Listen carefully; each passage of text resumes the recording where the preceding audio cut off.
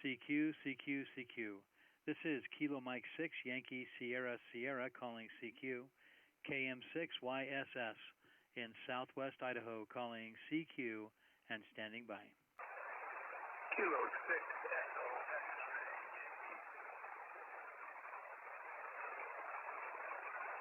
X-ray. Kilo 6 Echo, what was the rest? Kilo 6 Echo X-ray Yankee. Awesome. Kilo 6 X-ray or Echo X-ray Yankee. This is Kilo Mike 6 Yankee Sierra Sierra. Name is Dave Delta Adam Victor Edward, and I'm located in southwest Idaho. Over. Okay, Dave in southwest Idaho. I have KM6. I didn't get the last after the 6. Over. That would be Yankee Sierra Sierra. KM6YSS, is that correct? Roger, roger. Okay, southwest Idaho. I have great memories of being in Boise a few times way back when. Was treated very, very well there. So I remember fondly of Boise, Idaho. Over. Yeah, roger that. Yeah, I'm located just about 30 miles west of Boise and about 30 miles east of Ontario, Oregon, right on the border. So, this is the Treasure Valley, which is, of course, that's part of the area Boise is in, basically the greater metropolitan area of Boise, I guess you would call it. What I remember about going there in those years, the biggest growth of anything was sugar beets. But I understand that the sugar factory is no longer there, and not too many people are growing sugar beets in that area anymore. Is that correct? Actually, the sugar beet factory in Nampa is still operational, and they are growing a lot of beets. They keep that thing running pretty much year-round. One of the more recent, I don't know if it's more recent or not, but one of the other crops that they do here is the hops. Matter of fact, this area is the largest provider of hops for Budweiser. Back to you. Okay. Well, yeah, I've seen the hops grow down in New Zealand, and I don't think I've seen them elsewhere, but what I remember is they had wires way up high, and there was almost like a canopy, long growth up these poles or whatever, and then spread out over sort of an overhead canopy. Is that correct? Is that still the way they grow them? Over? Yes, sir, that is correct. They still do it that way here. There's lots of those fields around the Treasure Valley here as well. Very interesting. Well, the years that I was there, only a couple of years, few times with the survey crew, and we were going up the middle fork of the Clearwater and staying in Boise downtown. And there was a St. Alphonsus Nurses College, which I'm told now is no longer. But I was treated. 5 young ladies took me around and showed me Boise, and we had a great time. So I have fond memories. Over. That would be very fond, I'm sure.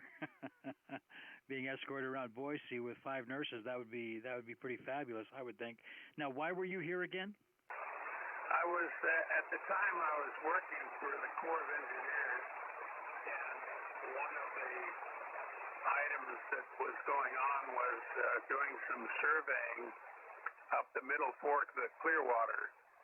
And I don't know what potentially was going to be built there, but typically what they did is do a topography survey, make topo maps, and then take them back to the office, and people would design, well, not in that area, but for example, they would design dams like the Dalles and many of the dams that are on the Snake River and the Columbia as well. But over there in Boise, it was something else, but I've forgotten what it was. So back to you. And when were you here? That would have been probably about 1954 or thereabouts. Over. Did you possibly work with the folks out of the Swan River Dam? That could be. We, the group that I was working for, they never talked about, what it was for. Not that it was secret or anything like that, but they just never brought it up. I was probably too level of an employee to be talking about those kind of things. And I was just a teenager at the time, very young one at that. So back to you, Dave. Very nice. And I got your name as Edwin, is that right? Yeah, I go by Ed, but it is Edwin, and in the QRZ you will see,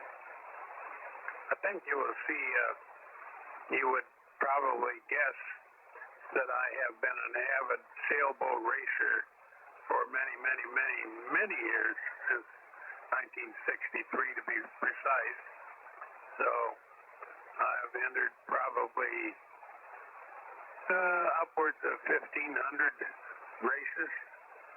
Wow, that's awesome. I did see your QRZ page, and I see that sailboat. It's very pretty. Now, you also mentioned Venezuela. Have you sailed down to South America? No, I have not. I have not sailed in South America. No, mostly off the coast of California. Over.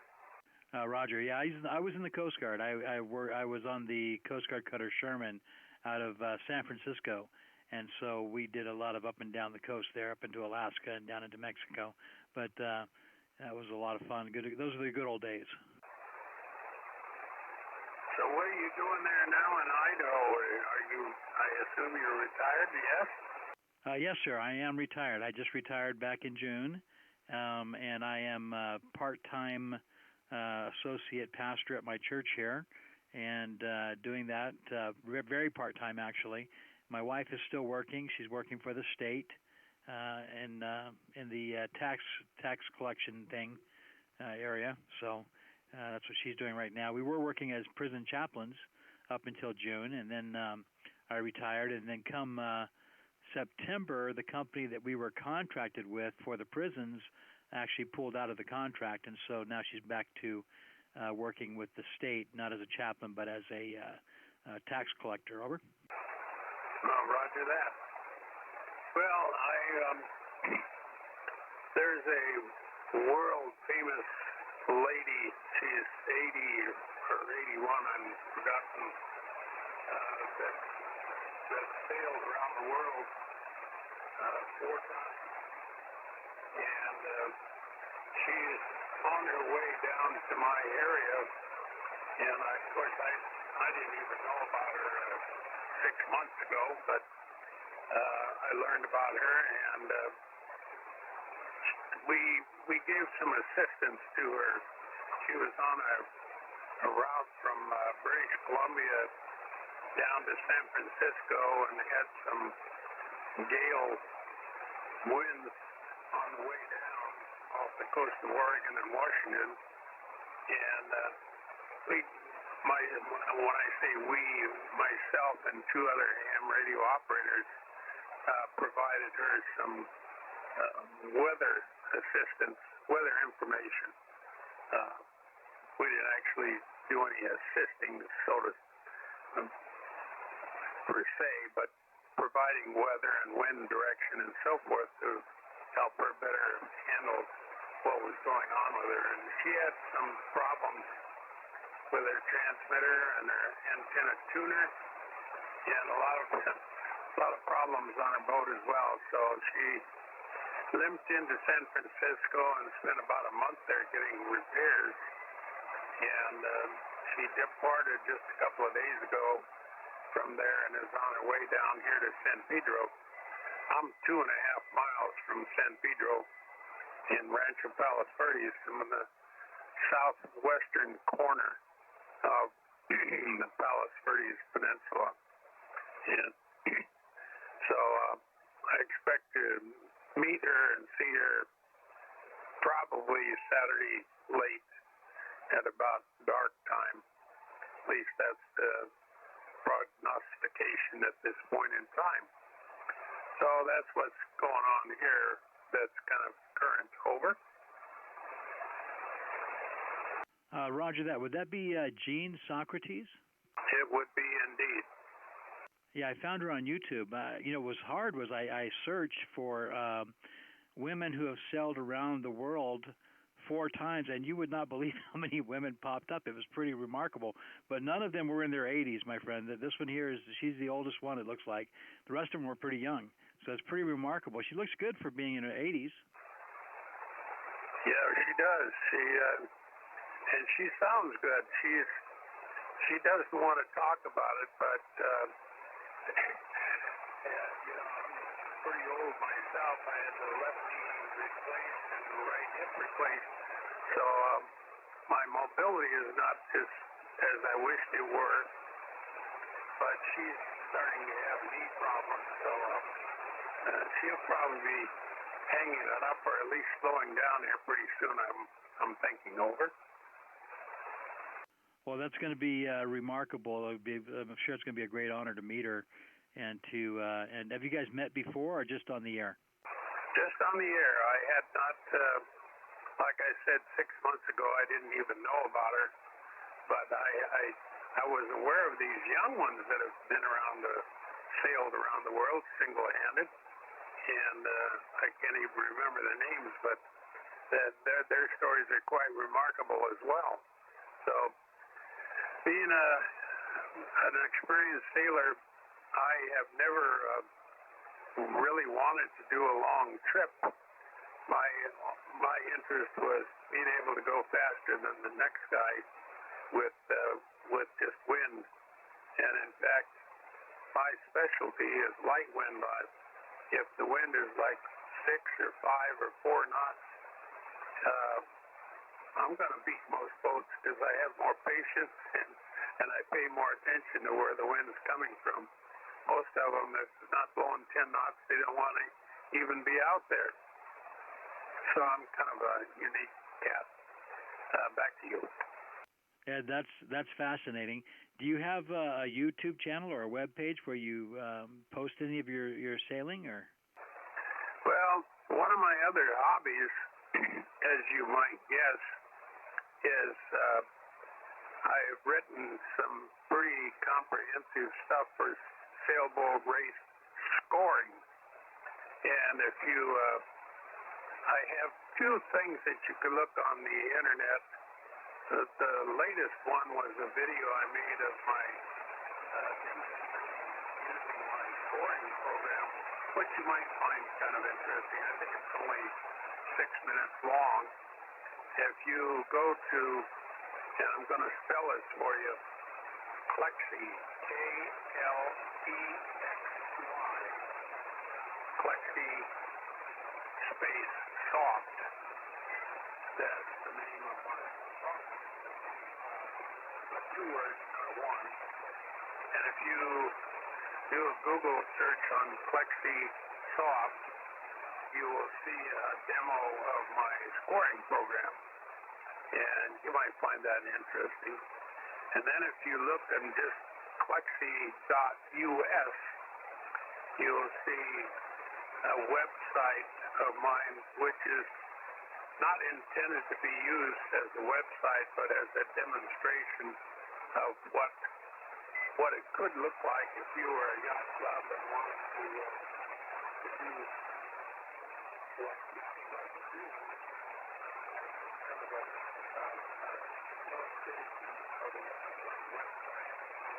So take a look at those 2 things and you might find a little interest there. Over.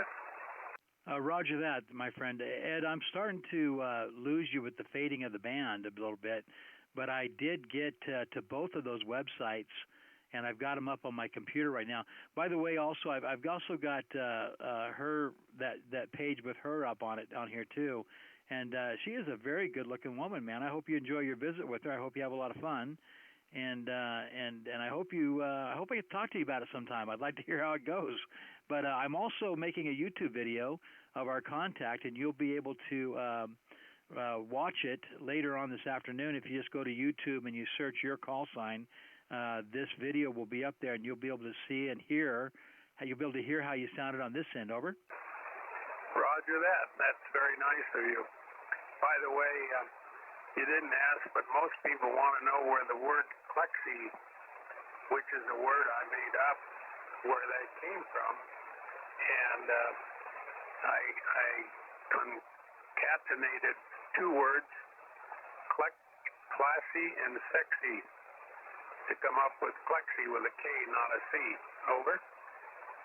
Very cool. Very cool. I like it. And looks good, man. I think it's really neat. And I didn't see a picture of you on here. Is there a picture of you on your website? No, there is not there, but I'll tell you where you can find a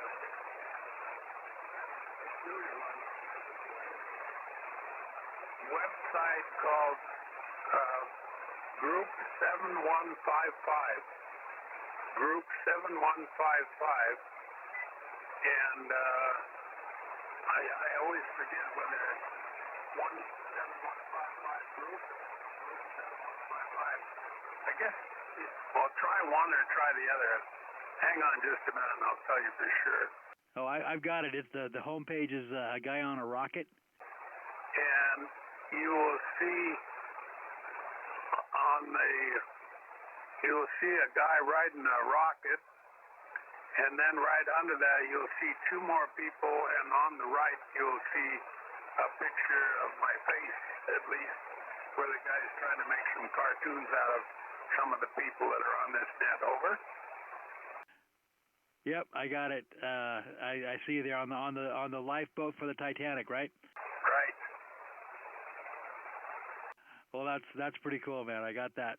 All right, my friend, I got this video, and I'll be saving this to YouTube later on, so you can check it out a little bit later on this afternoon or this evening, and just search your call sign, and you'll be able to find it. Okay? Put a little humor in there. Good job, my friend. I appreciate it. Thank you for the contact. It was nice talking with you. I really enjoyed it, and good luck in your meeting with this young lady here, and have a lot of fun. And I really do hope we can hook up and figure out. I want to hear how it goes. Well, I will try to get back to you. When I think I know something worthwhile, I can always email you, and that way maybe we'll figure out a time when we can get on the air. Over. That'd be great, my friend. I'm at K6EXY@gmail.com, and that's also my QRZ email address as well. So that would be great. I'd like to hear about it. And again, thanks for coming back to the CQ. I appreciate you, and I hope you have a wonderful day. And yeah, let me know how that thing goes. Okay, 73, and have a good day yourself. Over. 73, Ed. Thank you. Bye-bye.